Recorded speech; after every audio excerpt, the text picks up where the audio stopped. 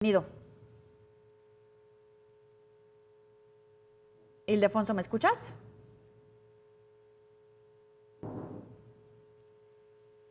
Ildefonso, ¿me escuchas por ahí? Vamos a tratar de recuperar la entrevista con Ildefonso Guajardo. ¿Por qué?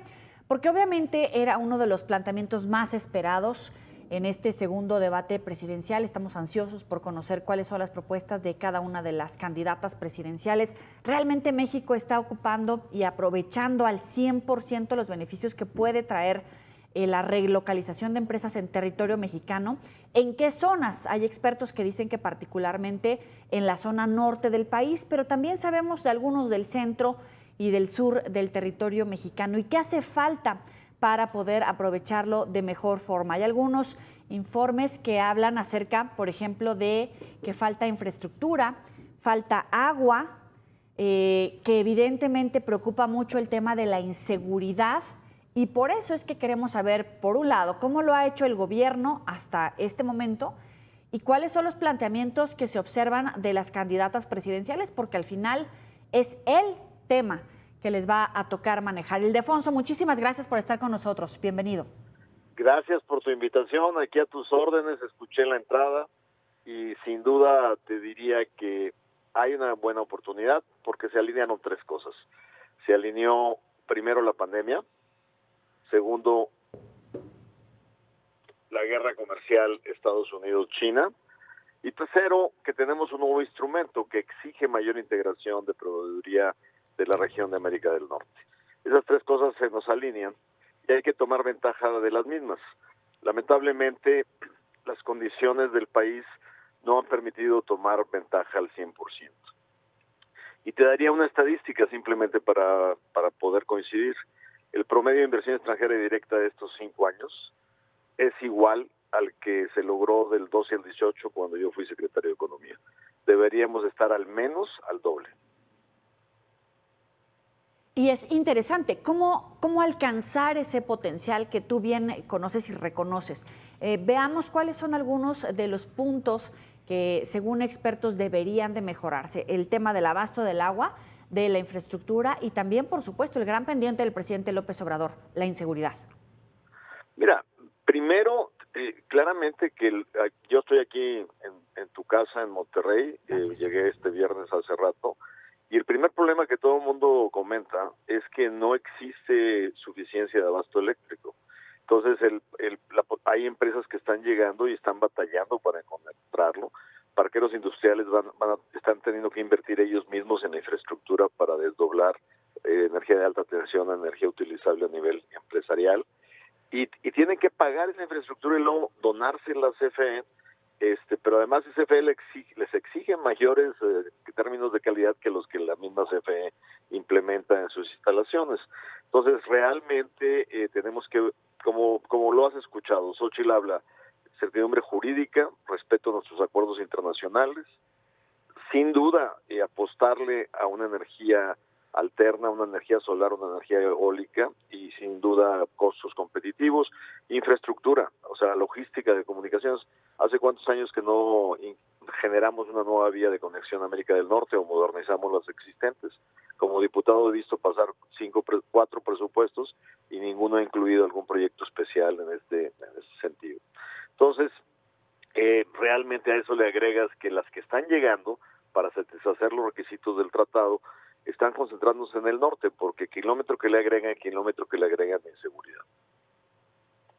¿Qué pasa con la mano de obra especializada? ¿Cuáles son las carencias que por lo menos hasta ahora se tienen detectadas?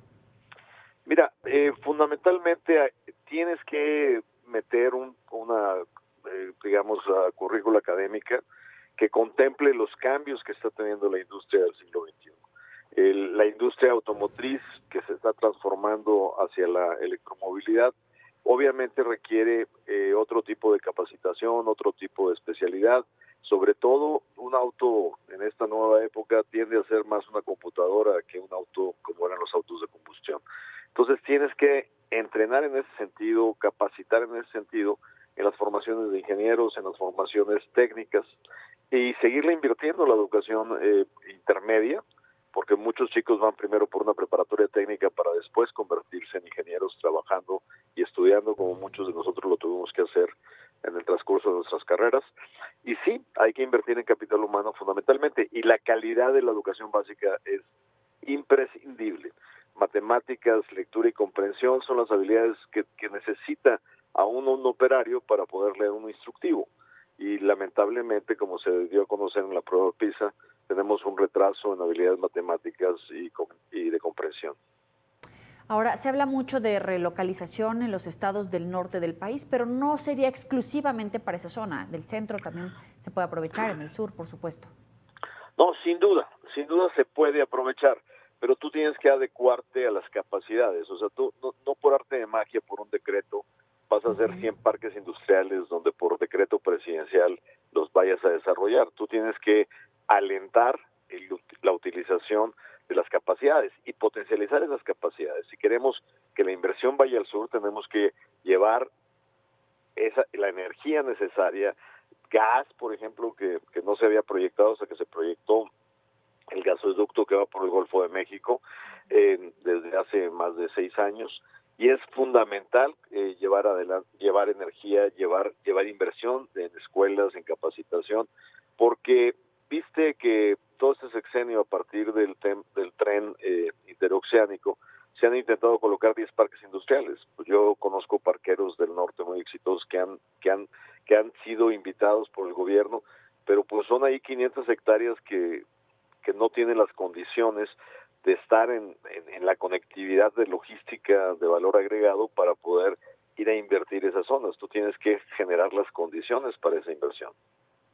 En esas condiciones para esa inversión también existe el término de seguridad en la carretera, seguridad en la inversión, seguridad de los productos, que no haya una intervención directa o indirecta de grupos del narcotráfico. Es un tema que recurrentemente se mencionan en estos foros. Sin duda, porque como tú sabes, una de las cosas que se ha deteriorado en México es que si bien la criminalidad nunca ha dejado de existir, pues antes transitaban en caminos pues no pavimentados, no en las brechas. Ahora están apoderados de tramos carreteros donde a cada rato tienes robo de mercancías, asesinato de choferes y una serie de circunstancias. Entonces es un elemento indispensable. De hecho, lo que estás observando es que muchas de las decisiones se están quedando en estados fronterizos. ¿Por qué? Porque no quieren arriesgarse a las condiciones que existen. Pues ya hemos visto cómo, por ejemplo, el sur-sureste se nos ha deteriorado por la violencia contra el crimen, se ha metido al tema de tráfico de migrantes. Y eso pues genera condiciones no óptimas para poder pensar en aprovechar este tipo de interés en la inversión. Ildefonso Guajardo, como siempre, te apreciamos enormemente estos minutos para el auditorio de Mega Noticias. Gracias por la invitación, Yoli. Bye.